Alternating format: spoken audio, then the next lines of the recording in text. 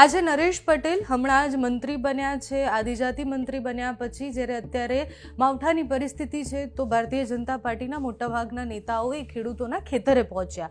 ખેડૂતોના ખેતરે પહોંચી અને એમની સમસ્યા અને મુદ્દાઓ જાણવાનો પ્રયાસ કર્યો. નરેશભાઈ માત્ર ફોટો પડાવવા ગયા હોય એવું લાગી રહ્યું હતું. નરેશભાઈ ફોટો પડાવવા ગયા એનો પણ વાંધો નથી, પણ ત્યાં જઈને ફોટો પડાવતા પણ એમ કહે છે કે વાસ આવે છે.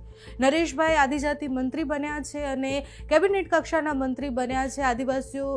આદિવાસીઓની સમસ્યા એમને ખબર હશે, એમ ખેડૂતો, ત્યાંના ખેડૂતોની સમસ્યા શું હશે એ પણ એમને ખબર હોવી જોઈએ. તમે જેને વાસ કહી રહ્યા છો, ખેડૂતનું આખું જીવન એમાં જાય છે. એ અત્યારે પાણી ભરાયું હશે, માલ ખરાબ થઈ ગયો છે, ખેડૂતોનો પાક ખરાબ થઈ ગયો છે, એમાંથી સ્વાભાવિક રીતના વાસ આવતી હોય, પણ તમે જ્યારે ફોટો પડાવવા જાઓ છો એમાંથી પણ તમને વાસ આવે છે. જો તમને એમાંથી પણ વાસ આવે છે તો તમારે ખેડૂતની પરિસ્થિતિ સમજવી પડશે કે એનું આખું જીવન એમાંથી જાય છે અને હવે એની પાસે એ પણ નથી બચ્યું કંઈ. આપણે બહુ જ બધી વાર એવું સાંભળ્યું છે કે નેતાઓ માત્ર જ્યારે આફત આવતી હોય ત્યારે ફોટો પડાવવા માટે જતા હોય છે અને ઘણા બધા લોકોને ખબર છે કે નેતાઓ ફોટો પડાવવા જ જાય છે, પણ આ નેતા તો ફોટો પડાવવા જાય છે ને ફોટામાં બી ફોટો પડાવતા એમ કહે છે કે મને વાસ આવે છે. આપણે એવી કલ્પના પણ ન કરી શકીએ કે અત્યારે એક પછી એક ખેડૂતોની જે પરિસ્થિતિ છે, જે વિડીયો સામે આવી રહ્યા છે કે ખેડૂતો રડી રહ્યા છે, ચોધારે આંસુ રડી રહ્યા છે કે એમની પાસે હવે કશું જ નથી બચ્યું. એમને ના હવે સરકારની સહાયની અપેક્ષા છે, ના હવે કુદરત એમના ઉપર કંઈ રહેમ કરે એવી અપેક્ષા એમને છે. ખેડૂતોની સ્થિતિ જ્યારે અમે ગ્રાઉન્ડ પર જઈને જોઈએ તો અમને ખબર પડે કે એ લોકો કેવી રીતના જીવતા હશે. અત્યારે જે નુકસાન એમને થયું છે એ નુકસાન બાજુ પર મૂકી અને તમે ફોટો પડાવવા જાઓ છો અને તમે એમાં એમ કહો છો કે વાસ આવે છે, એનાથી ખરાબ તો શું હોઈ શકે.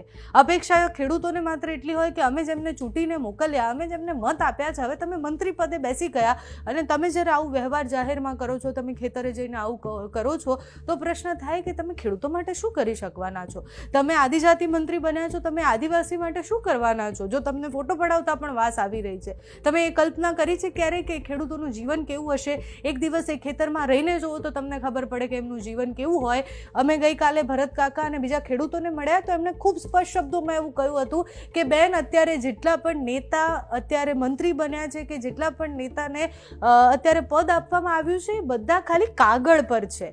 કાગળ પર એ આદિજાતિ છે કે કાગળ પર એ ખેડૂત નેતા છે, બધું જ કાગળ પર છે, કારણ કે એમની સંવેદનાઓ એ લોકો સાથે નથી જોડાયેલી.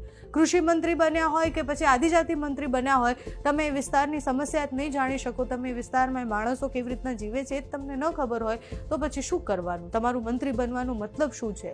ખેડૂતોની આ સમસ્યા પછી આ વિડીયો સામે આવે એ ખૂબ કરુણ પણ લાગે છે અને આ વિડીયો એટલે પણ બતાવી રહ્યા છીએ કે ખબર પડે કે જે લોકોએ તમને ચૂંટીને મોકલ્યા છે એ લોકો અને એ લોકોની તમારી પાસેથી કેટલી બધી અપેક્ષા હોય ને એના પછી તમે જ્યારે એવું કહો ફોટો પડાવતા કે વાસ આવે છે, તો ખેડૂતનું જીવન ક્યારેક કલ્પના કરીને જુઓ.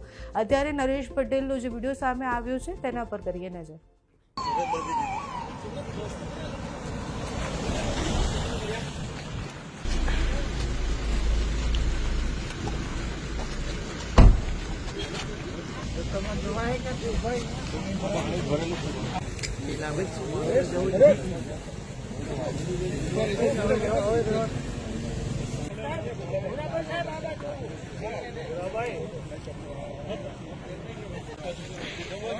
ભૂરાભાઈ